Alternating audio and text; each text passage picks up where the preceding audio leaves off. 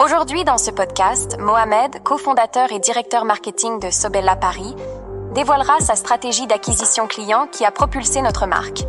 Découvrez comment vous pouvez appliquer ces mêmes techniques de façon autonome, sans dépendre des plateformes prenant des commissions élevées ou des agences de publicité qui gonflent vos dépenses.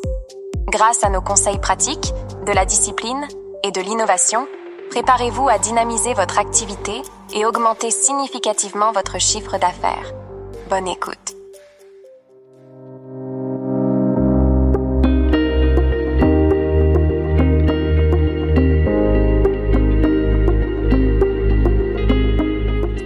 Bonjour à tous et à toutes. Bienvenue sur ce nouvel épisode de Style & Succès, le podcast de Sobella Paris. Dans cet épisode, nous allons explorer les coulisses du business de la beauté.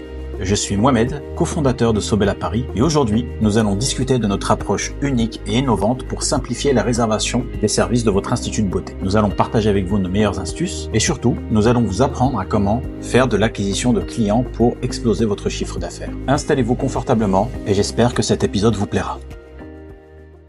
Chez Sobella Paris, nous avons toujours eu pour mission de proposer des soins accessibles à tout moment et à tout le monde et une qualité de service exceptionnelle. Mais au-delà de ça, en réalité, nous avons deux métiers. Le premier est le métier de la beauté et de l'esthétique, qui est représenté par Sonia, qui est aujourd'hui une experte dans ce domaine et clairement la meilleure que je connaisse. Et puis le deuxième, un métier qui est beaucoup plus marketing, avec cette fois-ci mes compétences à moi, qui sont des compétences marketing et de directeur marketing. J'ai longtemps accompagné de nombreuses entreprises pour développer leur marketing, développer leur acquisition de clients, et ma grande expérience m'a permis aujourd'hui de définir une stratégie qui est claire, simple et qui permet à tous les instituts de beauté, spa, coiffeurs et tous les métiers de l'industrie de la beauté de pouvoir vivre et de pouvoir recruter de nouveaux clients. En réalité, notre stratégie est plutôt simple. Permettre à tous nos clientes de réserver leur rendez-vous sans prépaiement. Cette approche élimine les barrières financières initiales et les frustrations à l'entrée et permet de renforcer la confiance, ce qui nous distingue nettement sur le marché par rapport à tous les autres instituts qui, eux, proposent du prépaiement ou un acompte ou qui prennent des cartes bleues en otage pour assurer les no-shows. Aujourd'hui, je vais vous expliquer comment cela a positivement impacté notre croissance et comment vous pouvez, chez vous, reproduire cette stratégie, exploser votre business et donc votre chiffre d'affaires.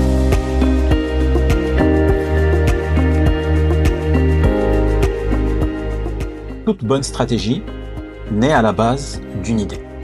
Notre idée était de créer un institut de beauté qui permet de croire en la confiance mutuelle entre nous et nos clientes. En réalité, quand une cliente annule un rendez-vous, dans 99% des cas, ce sont des clientes qui ont une bonne raison d'annuler. Donc il faut être un minimum compréhensif et surtout témoigner de la confiance envers le client pour améliorer son service client. Il faut arrêter avec les fausses idées, les fausses croyances de penser que les gens vont passer leur temps à vous appeler pour vous mettre des rendez-vous et les planter par la suite. Alors je ne dis pas que ça ne va pas arriver, bien évidemment cela arrive, mais c'est quand même un pourcentage qui est plutôt faible. Parfois, il faut accepter d'avoir quelques no-shows pour améliorer la confiance de vos autres clients. Gardez à l'esprit une chose.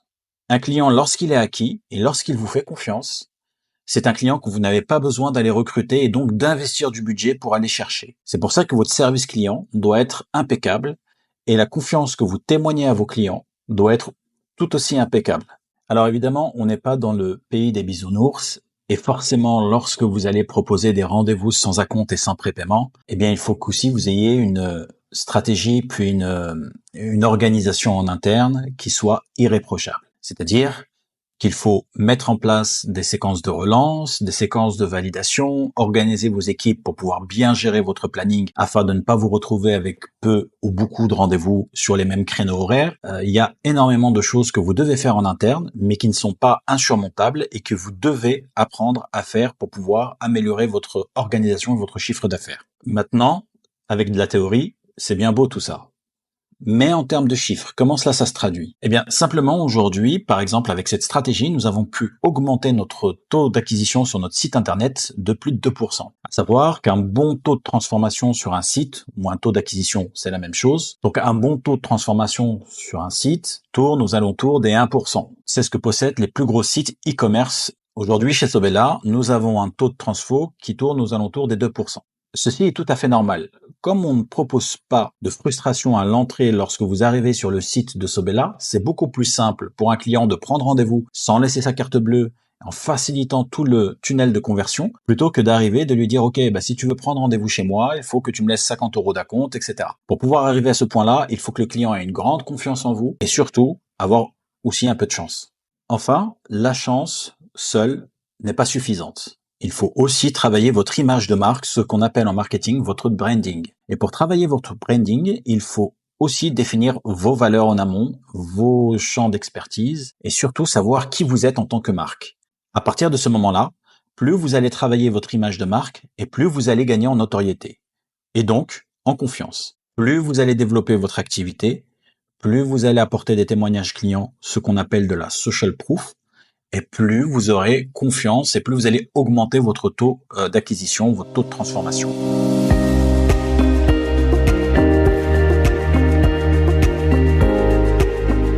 Donc vous voyez, en réalité, la stratégie est une addition de plusieurs facteurs, une multiplication de plusieurs facteurs qui fait que vous allez pouvoir gagner en rendez-vous et donc gagner en succès.